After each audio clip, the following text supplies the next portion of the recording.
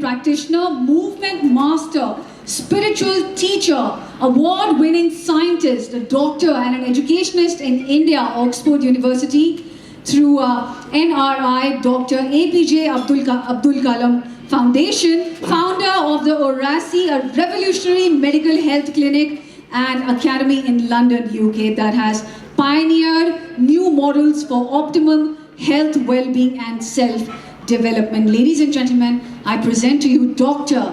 Konstantin Pavlidis, founder, CEO of the Orassy Research Centre, United Kingdom. Thank you, everyone. Thank you very much for having invited me to this very powerful and prestigious event where women are concerned. And I was asked by Deepakji, what would be your topic? And I said, the role of women as future leaders, global future leaders. Why? They're not there yet, according to the way men see them, but they are already there, according to the way nature sees them. The one thing we unfortunately have not understood is the application of universal principles through nature in daily life. Every single cell that a woman has inside her, starting from the seed of life, is actually feminine. Masculine seed offers only variation. So 2 X chromosomes, the masculine offers the variation to enable for something different, meaning a masculine result in an embryo. What does this mean? Fundamentally, we have the notion of creator. The creator creates creation, which is matter. So out of prakrti, out of literally nothingness, not even the level of energy, according to Rig Veda in your tradition, we manifest various levels and layers of energetic dynamics until they become matter. In quantum physics, it's called the wave. And out of the wave, which exists everywhere at the same time, it collapses and forms a particle.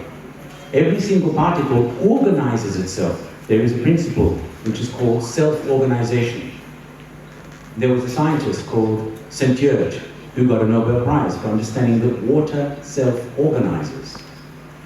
We are made 70% by volume of water and 99% molecularly of water, of a substance that self-organizes. That is there by nature.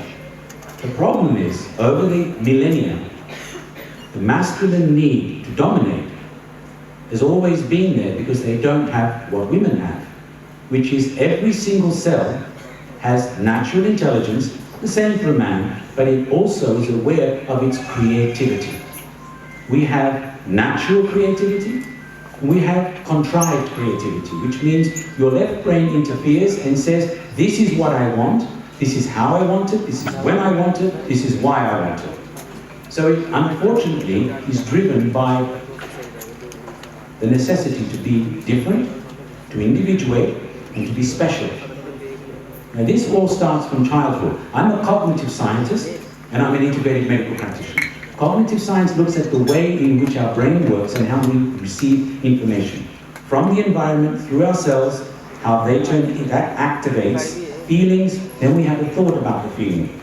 Now, isn't it unfortunate that that part, which is the last part, ends up dominating? Our thoughts dominate. Our education system is a Roman education system. It's not British. The British were trained by the Romans. The Romans learned from the Greeks, but they took a fundamental principle out of the sequence of events. Normal events are, we have imprinting, that is basically induction. We have extraction, so we have to find out from the person we're teaching how much they've learned before we can take them to the next level. The last step should be deduction, which is about how much the person learns through an experience. It's called experiential learning. But that, unfortunately, was taken over by another system called reductionism. Reductionism is about conformity and control. And that system has taken over common sense and natural law. Women have this in every single cell because they are natural multitaskers. If they can't do that, they can't manage cooking, washing, ironing, taking care of children, taking care of the home. And in the case of countries that have gone to work, such as Russia, every Russian woman, if they have 2 kids, they actually have 3. The 2 children and their husband. Because there's a lot of work to do taking care of the household. And they all work. There's a huge amount of management that's necessary there. The key factor here in terms of being a global leader is understanding leadership in the first place. It hasn't got to do with being the boss, making all the decisions, telling other people what to do, and then running away when things break down because you're not responsible. That is the problem with the corporate. It was created with that in mind. All board members of a corporation, by law, are not accountable for what happens in the corporation. The body, corporation means corpus from Latin, body. The body is responsible. The rest are just there as executors. We have to understand that leadership is not about telling people what to do and getting all of the credit for other people's efforts.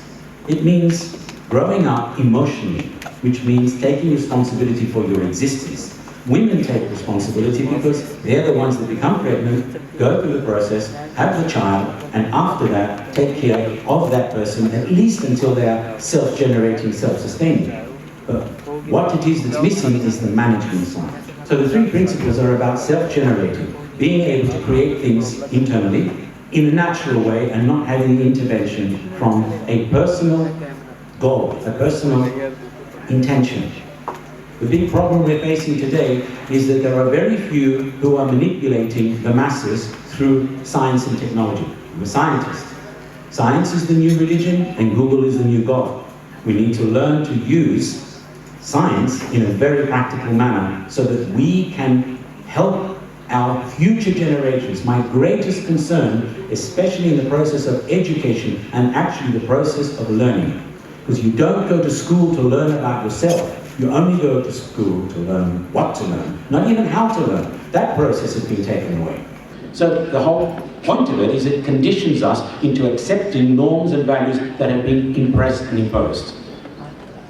Parenting is the most important aspect of life, but it isn't just the physical, biological parenting, it's the internal parenting, understanding your inner mother, your inner father, and your inner child, and the balance of the dynamics between the 3. Because this is what drives you as you grow older, and it becomes the motivator of what you do in daily life. And for me, philosophy is very, very positive and is very interesting, but it means friend of wisdom, where we sit down and have a meal or discuss things over a cup of tea and we debate and barter ideas. But putting things into practice is far more natural among women. So I talk now more about, instead of being identity ego-led, we need to learn how to be soul-guided. And your soul is that part of you that decided to actually come in through your parents. Your mother is the host, your father was the donor. They are your sponsors coming into the physical world. You did not create yourself from nothing. And the moment you were born, you didn't have an identity. And you did not have all of the things that are driving us, because they are very socially driven. If we're going to talk about spirituality, we have to start with the highest principles and see how they manifest in daily life. that is the function of spirituality, not to leave the so-called physical, boring, mundane, everyday aspects of ourselves and then try to liberate ourselves from this very, very low vibrational frequency existence. We have to bring the knowledge and the wisdom of spirit into daily life. And we can do that directly through understanding some basic principles of how it is to be self-generating. That means being able to sustain your thoughts, feelings, and energy levels at a standard where you are not drained. I am dealing with people now, especially through this new pandemic. The new pandemic is mental health. It has increased by 40% globally to nearly 1.5 billion people. It's rapidly increasing. In the UK, 50% of the UK population are registered mental health patients. So it's become a real issue, which unless we tackle, we're going to find ourselves the minority in a situation where a lot of people have lost control. Anxiety becomes stress, the stress becomes panic, and panic becomes depression. And it leads to ADHD, it leads to autism, it leads to dementia. So I'm dealing with these issues, and I'm here in India for that purpose, to help people understand the most practical way to address these issues before you fall into free fall and even become a psychiatric patient. So leadership is about understanding how to take charge. I see that most of us are asleep in the boot of our car until something drastic happens. It could be a heart attack, it could be a car accident, it could be your house burns down, somebody dear to you dies. It wakes you up. You wake up and you realize that you're in the back seat of a car, but someone else is actually navigating and something else is driving. We need to learn how to navigate our way through life, through the many practices which you do have in this wonderful culture of India. And also how to take charge means be responsible for your existence, for your thoughts, for your feelings, for your actions. Women do this naturally. I feel that the greatest, women don't need empowering, they need re-empowering. They're already empowered. Men know that. And that's why they see you as a potential threat. And they're frightened in their subconscious. It's the absolute truth. It's very simple.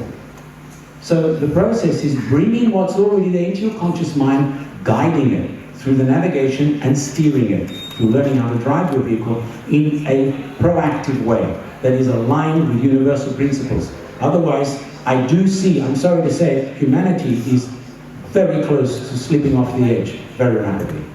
And unfortunately, materiality given to us by Western cultures, especially the G7 in itself, is not helping the situation at all.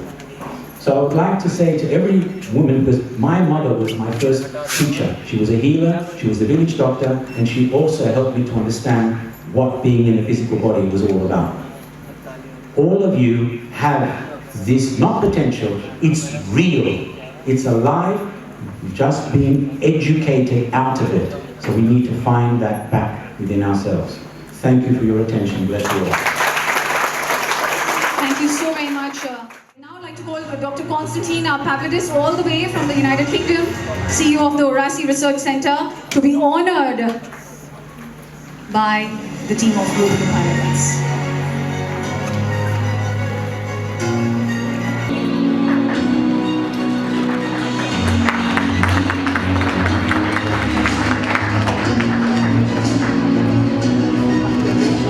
Yes, sir.